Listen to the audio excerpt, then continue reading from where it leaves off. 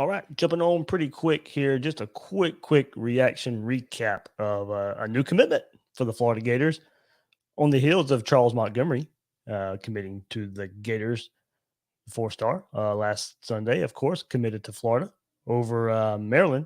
But here we go on this little short, no, not necessarily episode of Gators Breakdown, but we'll get into the latest commitment. 3 star quarterback out of Dallas, Texas, Jalen Kitna commits to Florida.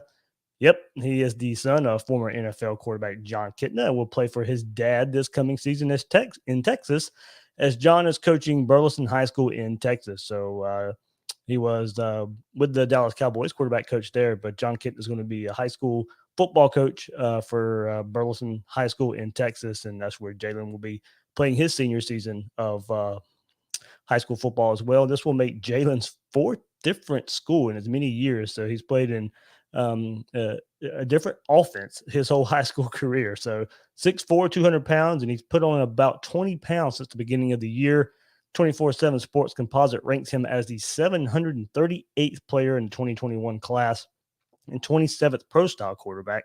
24/7 Soul ranking, not counting the composite here, has him as the 72nd pro style quarterback. Rivals is a bit higher on Kitna, ranking him the 17th pro style quarterback. Also, Rivals recruiting analyst Sam Spiegelman offers this analyst of Kitna, quote, has big time arm strength and can make throws from the pocket and with his legs. So if you go and look, his stats haven't been the best the last 2 years.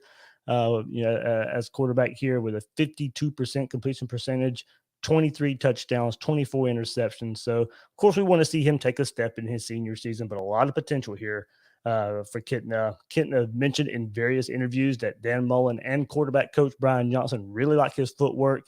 And look, I know asked around a bit. They really do like Kitna, Mullen, and Johnson here. They weren't going to force the issue and take 2 quarterbacks just for the sake of taking 2 quarterbacks. I'll get into more of that in a bit, but they do like potential here. Now, Kitna is known more as a pro style quarterback, but he can move a little. But he is a pocket passer first and foremost. I don't think this is any kind of sign Mullen would rather have a pocket style passer in his offense. We just saw, recruiting of Emory Jones, Jalen Jones, Anthony Richardson in consecutive classes in recent classes here. So, that style of quarterback isn't going anywhere for Dan Mullen. But Del Rio and Kitna probably have a little more in the pocket arm talent than these other guys. So, but I don't think this is any kind of philosophical shift from Mullen and Johnson here, even though they've had the great passing success of Kyle Trask this last season. Look, I had Matt Wyatt on, who covered Dan Mullen at Mississippi State. He was, color analyst there, so was around the program a lot, played quarterback at Mississippi State. And he says, when Mullen retires, it's not going to surprise him one bit that Mullen does this on purpose, to purposefully change his offense. You recruit different styles of quarterbacks and give yourself some options. And we saw the options last year in the change of what he had to do last year with Kyle Trask coming in, changing the offense, a little more pass happy offense, and it worked there. So I think that Mullen just gives himself options with recruiting different style of quarterbacks here. I don't think it means a change is going to happen just because of the success of Kyle Trask last season. So one of the big topics here and searching around social media message boards and getting kind of Gator Nation's pulse on this was taking 2 quarterbacks and what that means for a current 2021 quarterback commit Carlos Del Rio, who committed to the Gators last summer after Friday Night Lights camp.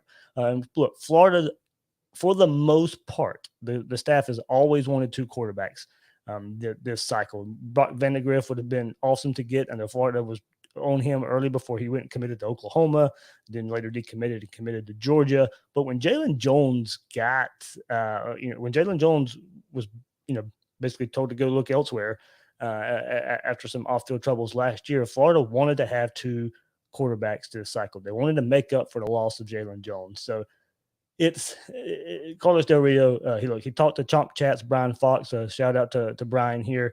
Reached out to Carlos Del Rio, and Carlos Del Rio said that this is not an issue.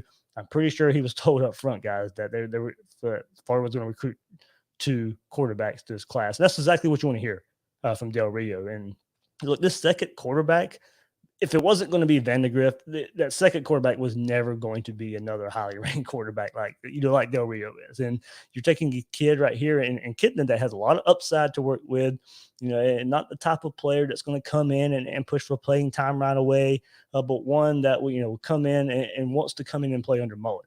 His dad's quarterback coach with Dak Prescott in Dallas last season. So, they've had a discussion about, the type of coach Dan Mullen is and the kind of quarterback developer he is. So, I think it's a pretty good mark from Mullen to have a quarterback whose dad can think highly of him and a kid that has an NFL pedigree and can be taught the position from his dad in his last season as a high school quarterback. And look, I'm not going to try and sell this as some big get for Florida. It's a good second option at quarterback for this class. I honestly don't know how it's going to turn out. No, nobody really does. And of course, the Kyle Trask comparison will get thrown out there of being a lower ranked quarterback, a lower ranked recruit from the state of Texas. But look, it's hard to see Kitna coming in and beating out guys like Anthony Richardson and Carlos Del Rios in years to come. Some of these other highly touted quarterbacks in the 2022 class. So look, it's a good second option here. Get some depth at the quarterback position. They like his potential. This is the guy they're going to work with. This is the guy who's going to come in and learn a lot of the offense.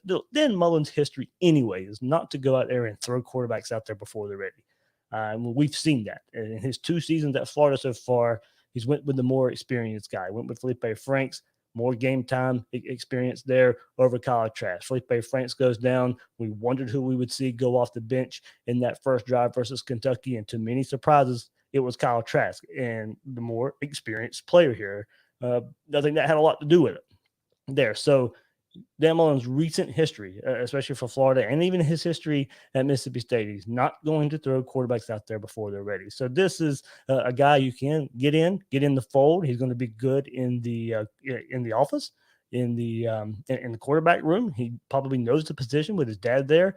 He's probably learned the position a good bit with his dad being a quarterback in the NFL for years. So pretty good pickup there, and I don't think it ruffles too many feathers with Carlos Del Rio there. Now, look, I'm not going to say here, this is not a sale of a 5-star, 4-star style of quarterback there. I can't tell you how this is going to work out. I'm a big believer, you guys know, in the stars matter, but maybe he does work out. Maybe he's the quarterback a few years down the road for Florida, but he's not going to be right away with what Florida already has on the roster anyway, and given Dan Mullen's history. So right before wrap up here, this doesn't change the recruiting rankings at all for the Gators. The Gators rose 1 spot after the commitment on both services after getting Charles Montgomery earlier this week. The Gators right now still ranked 6th on the 24/7 Sports Composite with 17 commits since they're including the JUCO commits of DeJuan Black and offensive lineman Diave Hammond. And the Gators are still 5th on Rivals with 15 overall commits. So thanks for joining me here on this little short reaction episode of quarterback Jalen Kitna committing to Florida. If you missed our last episode of Charles Montgomery and his commitment, big-time commitment there for the Gators this past weekend, you can go check that out on Gators Breakdown, all the podcast platforms out there on YouTube as well, and talked about also all the players coming back on campus, all the football players coming back in June, and got raised some more questions about that. How will we see things in the fall? But just wanted to give the short little reaction here of Gators getting quarterback Jalen Kitna committing to the Gators from the state of Texas. So as I said, go out there, check out other past episodes of Gators Breakdown. Should be getting the second part of the opponent whip around coverage out next week, and that should be a lot of fun. Finish up the second half of the schedule there for the Gators opponents and some previews there as we kind of head into the summer, and college football preseason magazines will be out soon. So I can get you a little bit of opponent preview before those magazines come out as well. So wrapping up here, I'm David Waters, host of Gators Breakdown. You can find me on Twitter at GatorDave_SEC. Guys and girls out there, thanks for listening to this short reaction episode of Gators Breakdown.